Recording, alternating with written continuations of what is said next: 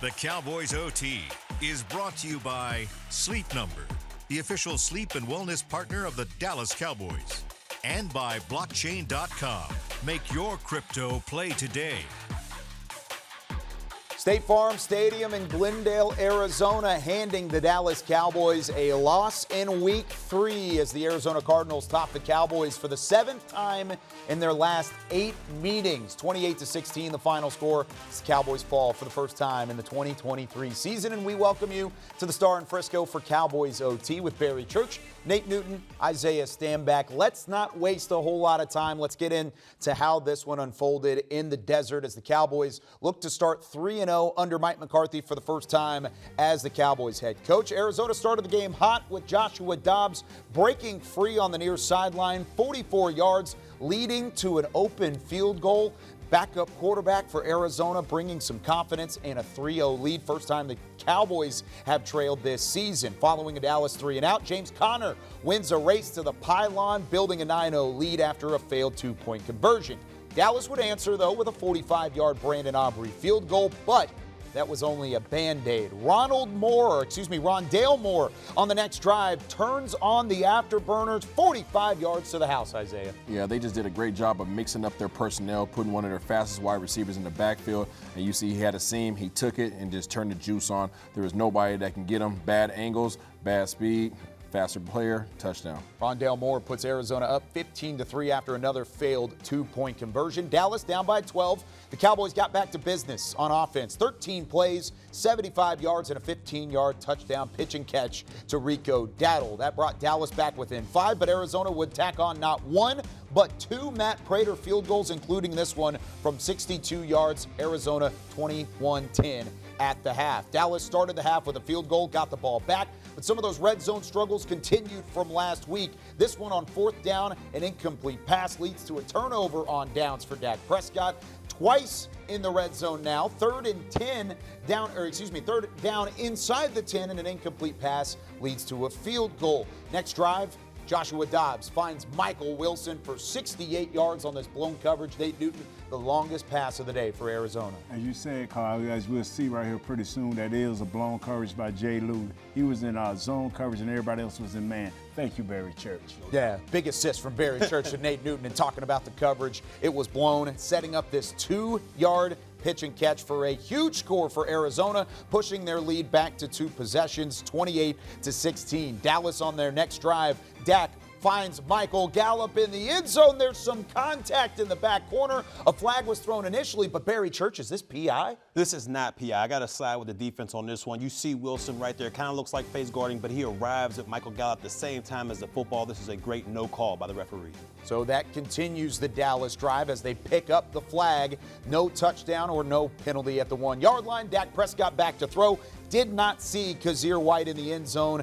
The linebacker backs up into pay dirt, has the interception, and it seals a 28-16 win for the Arizona Cardinals, who now improved to 1-2. Cowboys fall to 2-1. Barry, what were your initial thoughts on the way that the Cowboys fell in Arizona? Well, I'm going to dive straight into the defensive side of the ball. I think it was disappointing overall, especially when we talk about the run game, how Arizona was able to gash these boys inside and out. You've seen James Conner running downhill. You've seen Rondale Moore go downhill, but with a lot of speed and just outran everyone's angle. What disappointed me the most about this defense outside of the running game is the tackling. I mean, when they were coming downhill, it looked like our linebackers and our second-level players were just catching these running backs out there. Everybody was falling forward for leaky yardage. You've seen it time and time again with James Conner falling forward for an extra 2-3 yards. And that's something we did not see the first 2 weeks of the regular season. Those guys were coming downhill. They got to get back to that physical style of football that we've come accustomed to with Dan Quinn.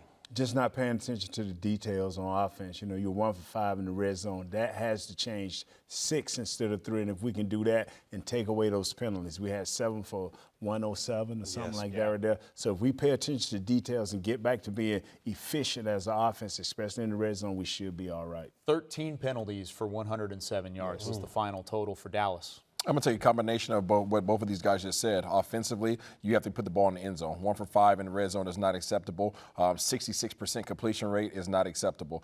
Defensively, you guys, yes, you have to be able to tackle, but you can't allow Joshua Dobbs to come in and throw for 81% completion rate. It's unacceptable. You have to figure it out, and they have to have some guys that are on this roster a little bit deeper on the depth chart step up and start making some plays like their starters. It's hard to really point a finger at one specific unit in this one because the Dallas defense did not look like the historic start that they had. They didn't play the way that they did.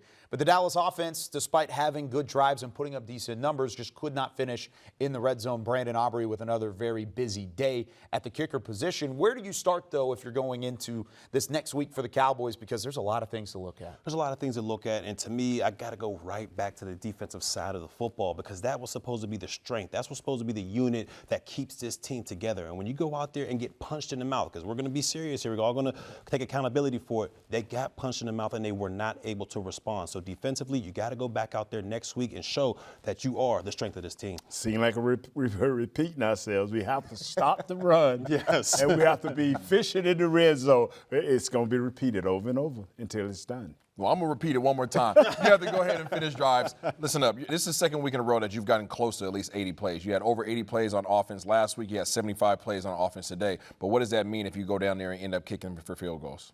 No, that's for the most part the biggest thing for this team is you've got to find a way to convert and turn points into points, right? Yes. I mean, you've got to turn 3 points into 7, and you got to find a way to finish drives. But defensively, this is also the first time the Cowboys defense had not forced a takeaway either. So defense, complementary football. We'll talk about that a little bit later on because there's plenty more to break down in terms of the 28-16 loss for the Cowboys against the Arizona Cardinals. But when we come back, we hear from the head coach himself. Mike McCarthy takes to the podium at State Farm Stadium. Does he take the blame for this one? We'll tell you next when Cowboys OT returns.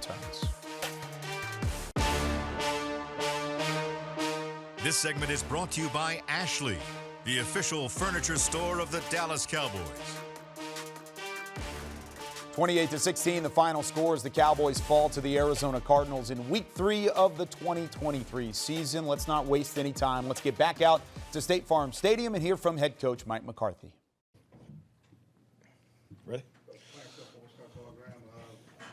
Red zone struggles continue. Just can you talk about you didn't go with the field goal late in the third quarter, and just what's the problem right now? Yeah, definitely. I mean, we're not executing obviously the way we like to. I got to do a better job. Obviously, that starts with me. You know, they were playing us really, high in coverage. So that's why we were committing to the run, which I felt. We a lot of times we had to go the length of the field. We backed off in some sharp plays and everything, but yeah, we need to do a better job in red zone. What happened on the final interception? Say again? The final interception. I mean, I can't give you clarity on what I'd see. I mean, it was the coverage. You're trying to get a one-on-one in the back of the end zone there, trying to isolate the Mike. Mike Todd Archer with ESPN. The run defense, you said teams are always going to test you. Was today a case of? Yeah, definitely. I mean, I think it was clear from the start that they were going to test the middle of our run defense. So, yeah, I mean, it's something we gotta be better at, and we know that's going to be the challenge. It was better the first 2 weeks, obviously, with part of that score of game and teams couldn't run it. Yeah, I mean, hey, that's the challenge of this league. Every game is so unique and to the specific matchups and so forth. This has been a rough week on a lot of fronts. I think the amount of adversity you go through your preparation process and we didn't have enough today. We needed the discipline and the penalties. I mean the numbers in the first half were obviously something that was difficult to deal with. And yeah, they scored 4 touchdowns. We had 1 touchdown, 3 field goals. That's the scoring component of it. But when you get into the situational stuff and how we feel teams are going to attack us, we have to learn from this because I mean it's going to be an every week challenge. So. Michael Kelkin, Dallas Morning News. Did you know when you got in the flight Saturday that you'd be without all 3 linemen, or when did you become aware? Yeah, I was hopeful going into Saturday's practice, but when we walked off the field Saturday, that's kind of our final personnel meeting. So yes, when we got on the flight, we knew what the situation. We didn't know about Tyron. Tyron was a game day. What had to change once you know that you're without 3? Well, it changes. I mean, it changes a lot of things. But I'm proud of our young linemen. I tell you, I mean, not only they stepped up and played today, but they did it on very little, reps, throughout the week. So I mean, it wasn't, that's a challenge that everybody has. When you have injuries on Sunday, it's a you got a full week of prep to go into it. When you have things that are not clear till the end of the week, it's a challenge on the guys that have to step in there. And I thought all three of those guys did a nice job. John Michaud, The Athletic, with the penalties, Mike, is there anything that you can clean up from it at halftime, or is it just? Well, I mean, I obviously addressed it at halftime, John, but I have to look at it. I mean, it's, we do a breakdown of of every official group, and I told the team last night, you're going to be frustrated. Just certain crews, call it differently than others, and so we knew that coming in here, and that held very true in the first half. So we knew there. That's just the history. It's part of the game. I mean, everything's evaluated. Everything's part of your preparation, and we got to be better. Mike, the back of I got two questions. Back of bounce line. How much did it affect your play call, especially downfield? Well, I mean, yeah, I think it's obvious. I don't want to discredit those guys at all, but I mean, there's reps that go into wrinkles. Your variation of your base concepts, whether protection and so yeah, there's some things that were taken off, but I'll tell you, like I said, I'm proud of I'm proud of those guys. They stepped up and did what was asked of them. Secondly, do you think the defense felt too good about themselves in the first two games, and they came here with a little less intensity? I don't think, not after the week we had. I think that'd have been fair. We had a lot going on as a team this week, and so we didn't play our best game, that's for sure. Basketball with DallasCowboys.com. To lose this game in this fashion on the road, but you're still 2-1. What's your message to the guys to keep their eyes forward for New England? Well, I'm just honest and real, and I addressed the game, what my thoughts on the game, and the reality of where we are. We're 2-1. Yeah, we're going to fully expect to win every week. So I mean, this obviously we're disappointed. We're disappointed that we're leaving here without a win, but this is part of the journey. It's part of the humbling component of the National Football League. So just like anything, every experience gives you an opportunity to grow. So we need to grow from this experience. Mike mentioned the challenge of the preparation week, obviously with Trayvon, with some of the O-line injuries. I don't know if there's anything else to which you're referencing there, but what goes into, as a team, responding to, or just dealing with those sort of things that pop up over late in the week? Well, the biggest thing in this league is sustaining success, and that can be from one play to the next, from one series to the next, from one week to the next. So, and I think you saw that in the first half. When you're getting stops on defense, and when you're scoring touchdowns, I mean, there's a flow to it, and you could see early as far as how they were playing us on defense, we were going to have to go the long way, which is fine, but we got to score. We score touchdowns. We may be still out there playing in overtime. A couple players on offense, Gallup and Rico getting his first touchdown. Can you touch upon both those guys in the night they had? Yeah, absolutely. I mean, I could see those guys work every day. So I mean, I get what the numbers were, last week, and Rico, I've always loved his run style. He runs angry. I mean, just look at the play he had there in the fourth quarter. So yeah, it's no surprise. So it was good to get those guys some touches. How would you say Dak's game outside of the interception? I thought he managed the game very well. I thought he managed all the adjustments that we made, from yesterday to today, and I thought his demeanor, command, I thought it was productive. I thought he played very well with his feet. His play, the extension of plays, I thought was definitely a positive today. So they were playing them heavy coverage in the red area, and we got to take a close look at it, and that starts with me. Do you need more from him in games like that when the defense need him to do? Well, I think he did what was asked of him. I mean, that's, there's plays we can pick apart, and we had some big plays go back against us too. So, and that's what it comes down to. I think we were -3 big play production in the first half, and then we were +2 in the second half. So they made one more big play on us, and that's usually how these games go. I mean, that's this league. You got to get the production and big plays factor each and every week. The 10 penalties in the first half. Yep. Some of those were pre-snap. There's also a late call and defensive pass interference that Yep. Gallup seemed to drew, and it was overturned. I know we were asking a little bit about penalties, but maybe visiting those two areas. I appreciate you giving me an opportunity to speak on it, but I'm not going to. So, thank you. You're welcome. All righty. Of course, some disappointment in the voice of Mike McCarthy following a 28-16 loss to Arizona in Week 3. When we come back, we hear from Isaiah Stanback and Nate Newton reacting to Mike McCarthy and what he had to say on the Cowboys' loss. This segment was brought to you by Ashley, the official furniture store of the Dallas Cowboys.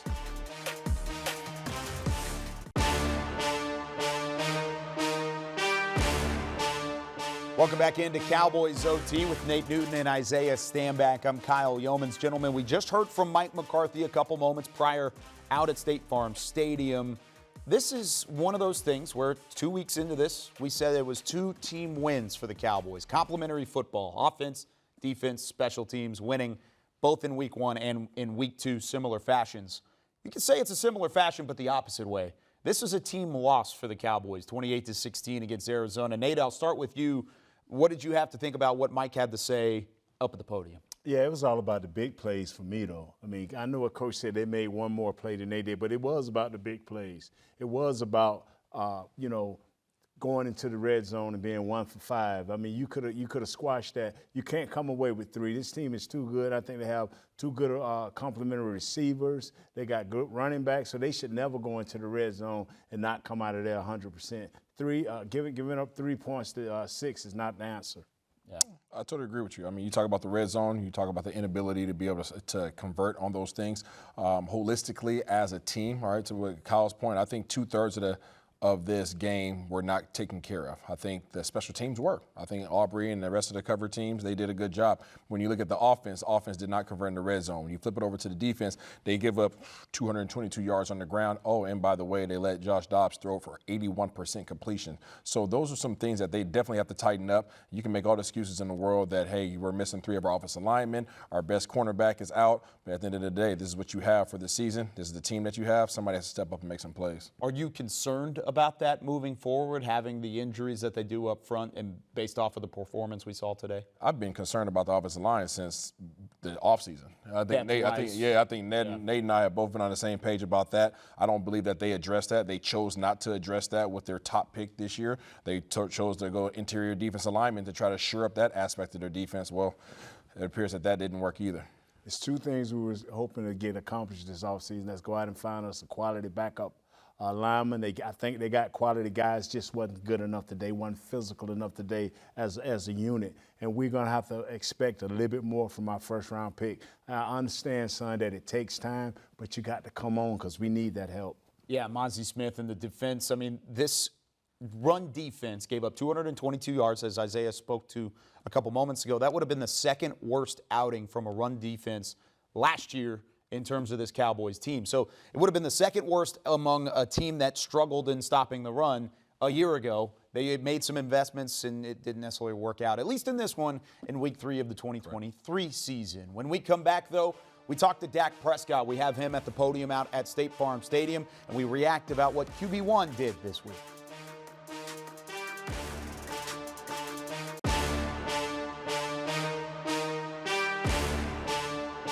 Dak Prescott finishes 25 of 40 passing, 249 yards. He did have a touchdown, but he also had his first interception thrown of the 2023 season. Let's hear from Dak at the podium in Arizona.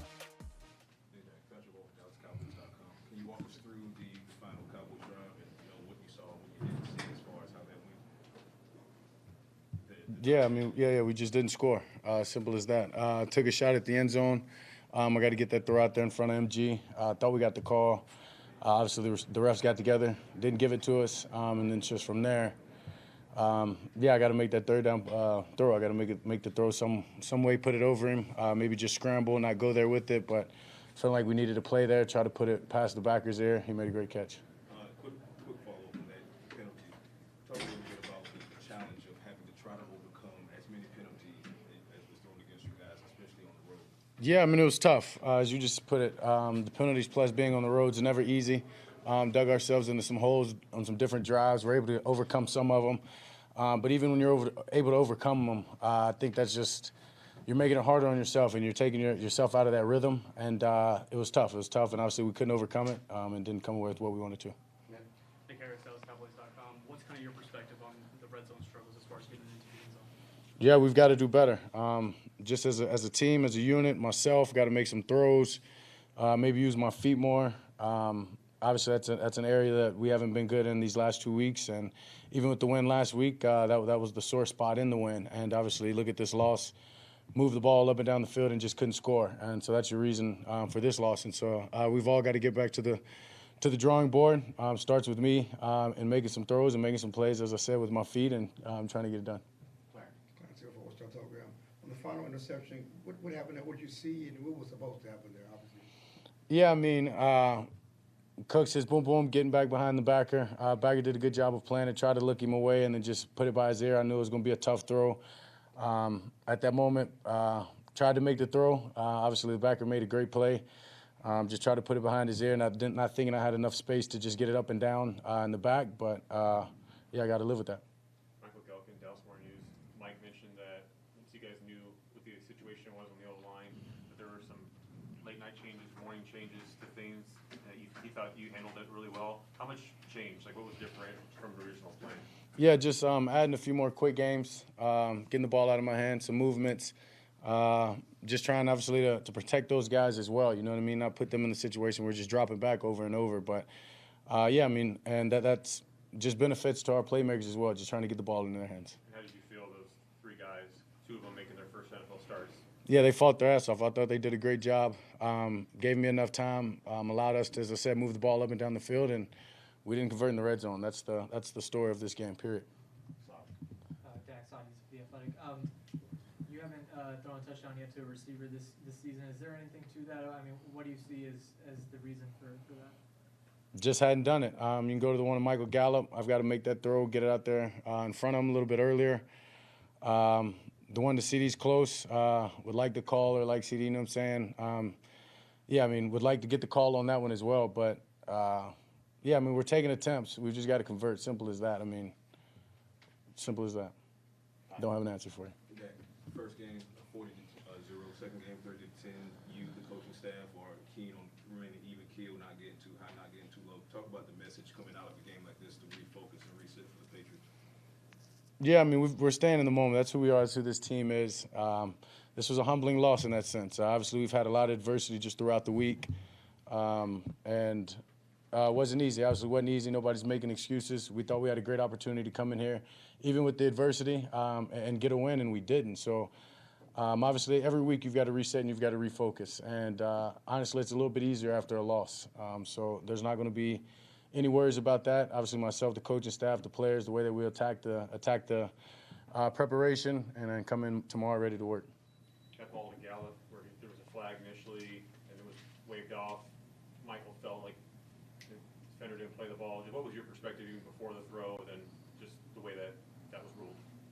Yeah, I mean, I thought it was a good call. I thought we were going to get exactly what we got.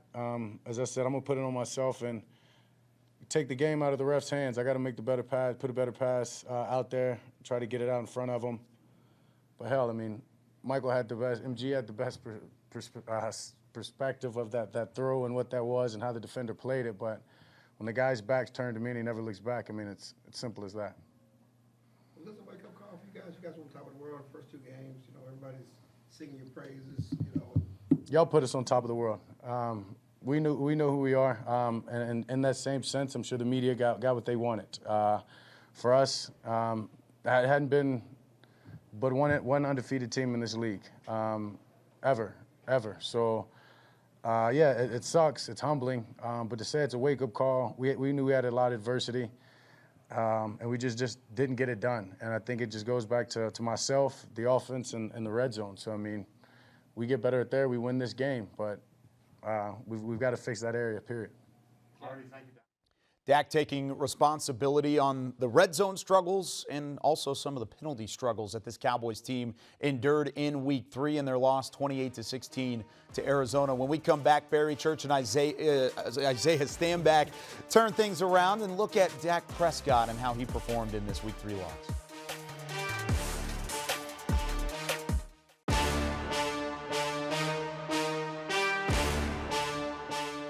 Some of the offensive stats for the Cowboys in their 28-16 loss to the Arizona Cardinals.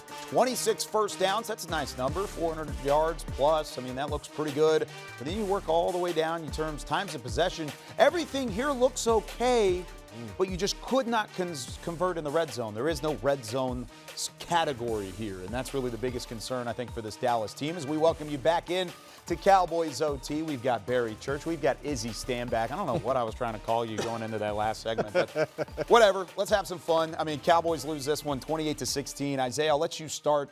Based off of what you just heard from Dak Prescott, he took responsibility. He did. He stepped up to the podium, said, hey, penalties were there. Red zone struggles were there. That's got to be overcome.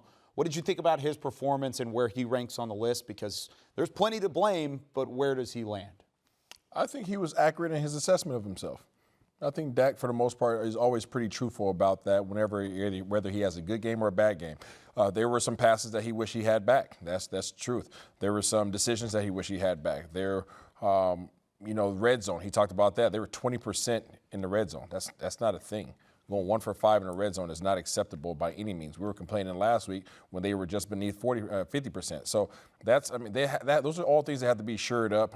I know he's still getting his feet underneath him and working on his footing in this new system and all those things. And he doesn't want to hear the excuses. Nobody else wants to hear the excuses either. At the end of the day, to his credit, they have to shore these things up regardless of what adversities they have to overcome. Yeah, without a doubt. I mean, when you look at Dak Prescott, I think he hit on everything about this game because they were able to move the football up and down the field against the Arizona defense. I mean, you don't get 416 total yards by being inept on the offensive side of the ball. So they were able to move the ball. Third down looked impressive to me, 9-16. That's 56%. You can win with those type of numbers. But when it comes down to this offense, I think they got away from what got them here in the first place.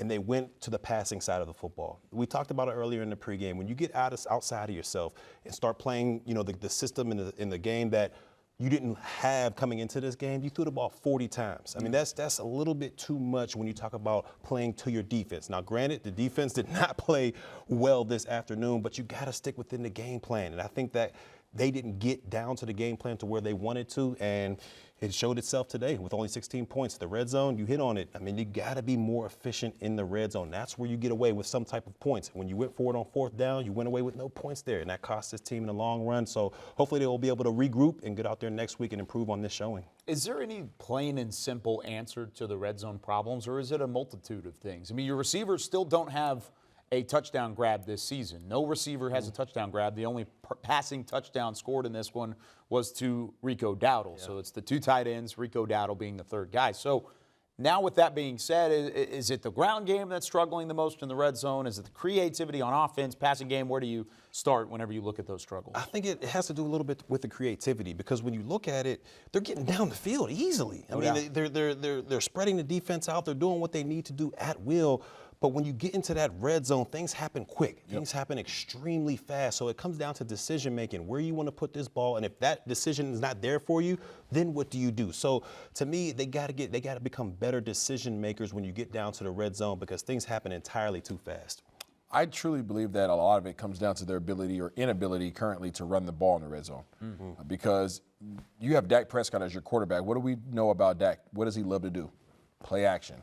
That's what he is. He's a play action quarterback. He can do other things. He can drop back and throw the ball. But the last thing you want Dak doing is, we said this in week 1, is throwing the ball 40 times a game. So when you can run the ball, you have the threat of that, right? You have to be able to defend that. And when you're defending that, then all of a sudden your defensive ends and everybody else is crashing down, which allows Dak to now get outside. And now you open up your options. You have a run-pass threat from him being out on the edge. When you don't have the effective running game down in the red zone, you negate his best ability.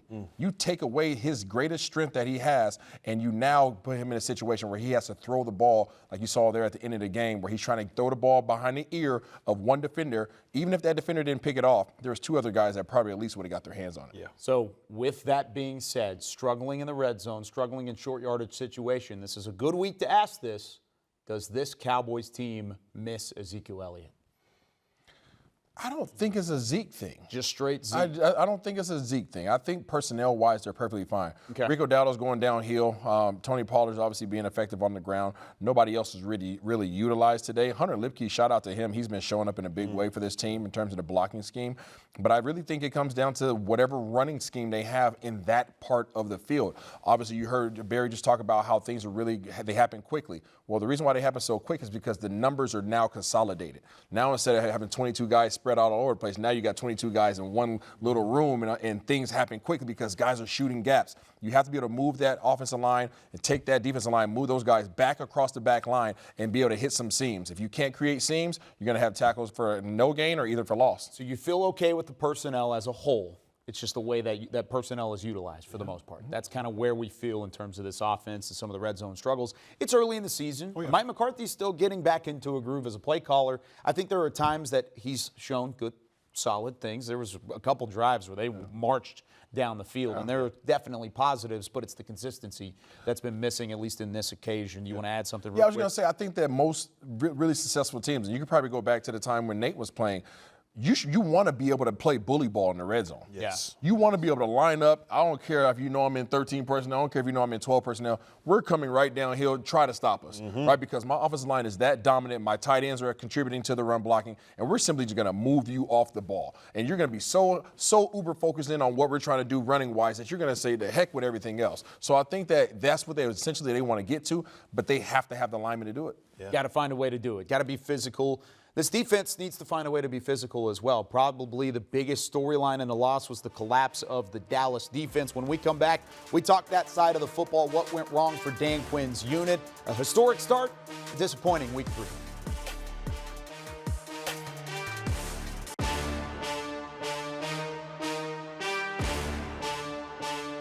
Welcome back into Cowboys OT from the Star in Frisco as we take a look at some of the defensive stats in this one. 2 sacks, including 1 for Micah Parsons. He's up to 4 on the season. The pressures were certainly there, but for the first time this season, the Cowboys defense does not have a takeaway. They did not have an interception, did not recover a fumble. They only had 1 pass defended. Maybe the Trayvon Diggs effect now out of this Cowboys defense, but there are a couple things I think you could take a look at. We're back here with Barry Church, Nate Newton. I'm Kyle Yeomans. Continuing to break down the Cowboys' 28-16 loss to the Arizona Cardinals. Barry, I'll start with our resident defender. What were your thoughts on the defense? I mean, we've talked about the run defense and how it struggled, but the secondary was certainly tested as well. Yeah, this was I think this was a disappointing outing overall for the defense when you talk about it, because when you look at it, we already talked about the run game and how they got gashed up there. But defensively, you look at the secondary out there, it just didn't look like they gelled as a unit, or it just kind of seemed like there was a lot of busted plays. You talked about the Jordan Lewis play where he was playing cover 3 and the rest of the secondary was playing cover 1, and that's how you get those big time plays, those big chunk plays out there. But when you talk about the corner on the outside, Bland, I mean, he's used to playing inside where things happen extremely quick. He can have his eyes on the quarterback and still get back to his receiver. But when you get out to that island, when you're on the outside of those numbers, it's a whole different ball game. You got to make sure you are strapped and glued to your wide receiver. And there was too many points in this game where he looked lost out there as a whole. The defense looked lost as a whole as well. And I got to get a lot of credit to Joshua Dobbs. This is a guy who last year came in here, showed no fear when he was with Tennessee, and he did the same thing this week against the Dallas Cowboys. He didn't look flustered out there. He understood that rush, that speed that's going to come at him, and he was able to, I'm not going to say pick apart this secondary, but he was able to make a lot of big-time plays out there. And I also got to give credit to, was it the head coach now, Gannon over there? Yes. Came from Philadelphia, so he understands what this Dallas defense is all about and the ins and outs, and he was able to put together a game plan. And Joshua Dobbs and this Arizona offense, they executed it to perfection today.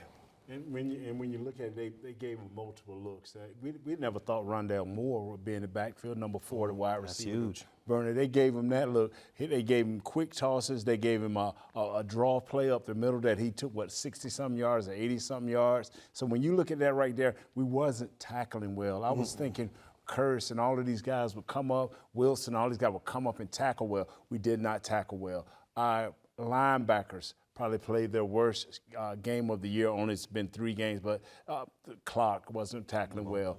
Leighton wasn't tackling well, due to the fact that they were able, as offensive linemen, to get up on the second level. They were moving our guys, Hanks, Hankins off the ball. They were moving all the guys, Osa off the ball. And when you get a guard center or a tackle guard moving off the ball, all I'm doing is I'm going with the flow. And then if you come play side, then I come off. If you come backside, the center comes off. And they would be able to, either way that our linebackers went, by them moving us off the ball, they were able to pick these guys off and pick them off just enough. In this league, you don't need but just a 6-inch gap, and you're going to the house. And that's what happened, not once, but twice, 3 times, 4. And then Connors is the heart of this thing.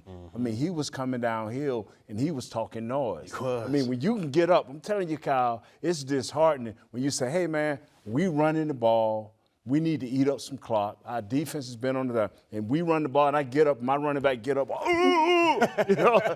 muscling up on me, man. As a linebacker, you're looking like, wow. And you're looking at your big guys up front. Jonathan Hanks, you're looking at Mozzie, you're looking at Osa saying, hey, big fella, where you at? You need to not only defeat your block, but you need to come off and to get something on this guy so I can come up and deliver a lick. We said it earlier. These guys were tackling.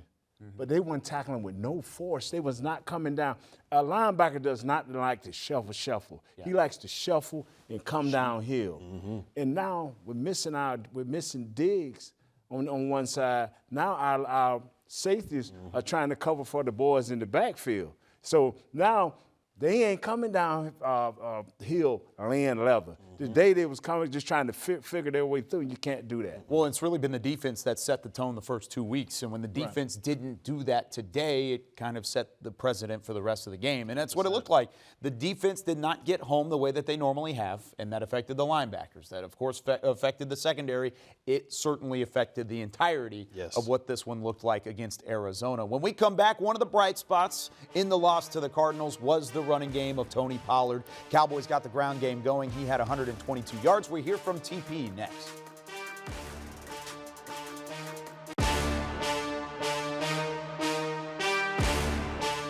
Tony Pollard finished with 23 carries, 122 yards on the ground, but he continued to work his way into more and more touches for this Mike McCarthy-led offense. Let's hear from Tony Pollard in the locker room following the loss to Arizona.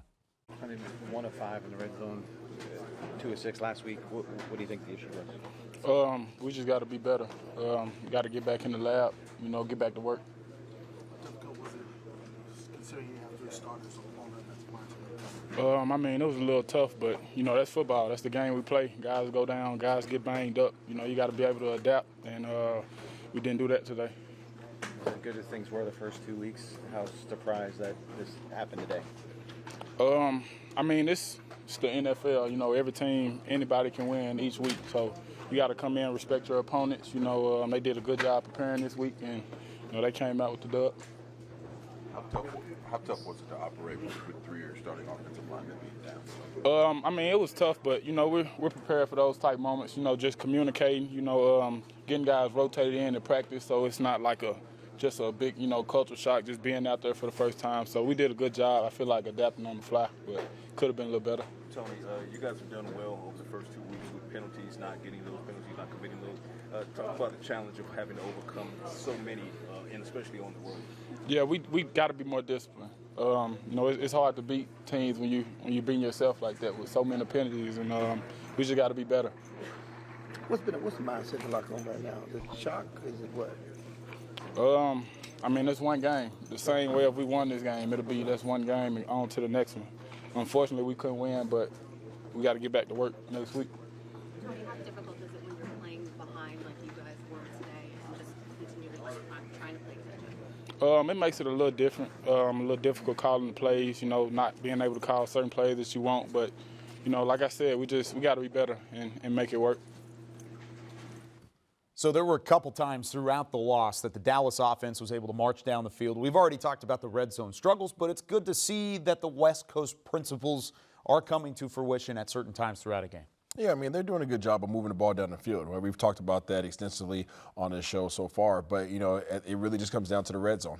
And you've seen those struggles over the past few weeks. It isn't like this is the first appearance, and I think that's the reason why it's a topic of discussion. But we talk about 20% conversion, 1 for 5 in the red zone. You don't want to have to use your kicker unless it's extra points. That's your goal as an offensive player, all right? Former receiver, quarterback, whatever else they want to throw me at, right? You want to end in the end zone, okay? And I can know the big fella right here hates kickers, and that's not the guy that you want to call on the field so that you get off.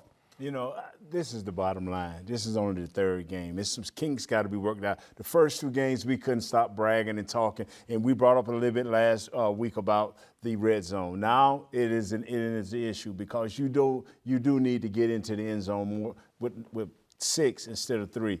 It is not the end of the world, people. Believe me when I tell you that. Yeah, it's certainly something to work on moving forward. Yes. But for the most part, I mean, this is a team that it looked like they were making an effort to get Tony Pollard involved. Looked like they were making an effort to get the ball to CeeDee Lamb early, maybe not as often as they probably should have.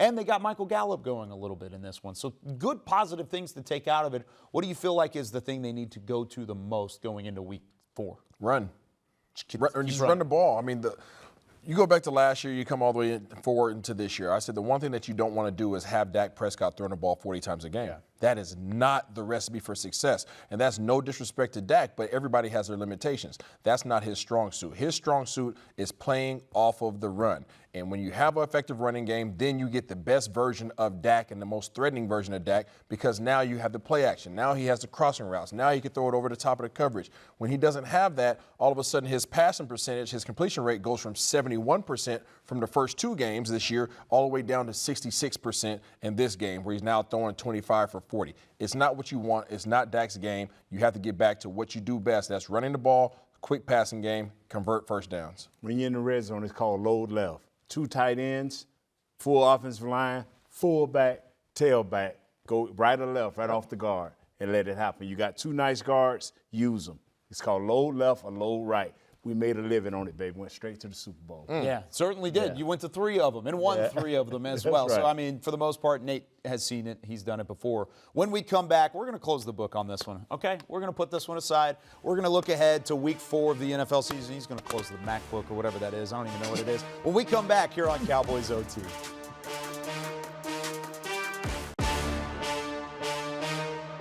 The Cowboys OT was brought to you by Sleep Number, the official sleep and wellness partner of the Dallas Cowboys, and by blockchain.com. Make your crypto play today. State Farm Stadium not kind to the Dallas Cowboys here in 2023. A week 3 loss, the first loss for the Cowboys as they fall to 2-1. 28-16, the final score from Glendale, Arizona. We're back here from the Star in Frisco, Texas in the Globe Life Studios. Barry Church, Nate Newton, Isaiah Stanback of Kyle Yeomans. All right, looking ahead to week 4, the Patriots come to town. You get a little bit of a reunion with Ezekiel Elliott, which will be fun. Will Greer is the backup quarterback there, too. Just thought I'd throw that out there. But there's a Patriots team coming off of a big win this week, a divisional win against the Jets. What do you want to see the Cowboys get to first this week in practice, other than staying healthy in practice? Okay, about to say, because number one, you got to stay healthy and get those offensive linemen back into the fold. But defensively, you know Bill Belichick, he's going to have a game plan ready to take away what the Cowboys do best. And so far, it's been getting the ball to CeeDee Lamb. So I would like them to try to spread the ball more. Today, we saw a little bit of it. Gallup showed up, Cooks a little bit here and there, the tight ends in the passing game. Get that going a little bit more often because we know Bill Belichick's going to come in, take away what you love to do best, and force you to hit your second and third options out there. They need to get that on offensively. Quickly, be physical and pay attention to details, especially in the red zone and short yardage situations. Mm-hmm. I think you got to figure out this defense, the secondary, because one thing that they're doing really well right now out there in New England is throwing the mess out the ball. As much as Bill Belichick likes to run the ball, right now, Mac Jones and those guys are tossing that thing around. So Deron Bland, Gilmore, right, Jay Lou, y'all need to have a little team meeting and figure out exactly what's going on in the secondary because they're going to test you this week. All right, out of the guys that are able to come back from injury this week, like on the offensive line and guys that are banged up, who would you most like to see back on the field in week 4? It's got to be Big 77. It's got to be Tyron. I mean, nothing against 71 was his last name again, I'm sorry. Chuma Edoga. Edoga, nothing against him, but he struggled mightily this afternoon, giving up a lot of pressures on Dak Prescott. We need number 77 back in the fold, and hopefully he can come next week. The Butcher, Zach Martin. Come on back, baby. The Butcher. I hope our mics were ready for that. that one. What about you, Isaiah? I'm going to double down on Zach Martin. Okay. I think Zach Martin's really the heart and soul of this offensive line, and I think when he's vacant, everybody else looks lost. Yeah, big time week for the Dallas Cowboys. Looking to rebound in this one because, hey, it wasn't pretty in week 3. We all see that. Cowboys know that as well. Mike McCarthy, Dak Prescott going to have to get back on the same page. Same thing with that defense. For Barry, Nate, Isaiah, and our entire Dallas Cowboys crew, that's it for Cowboys OT. We'll see you next week.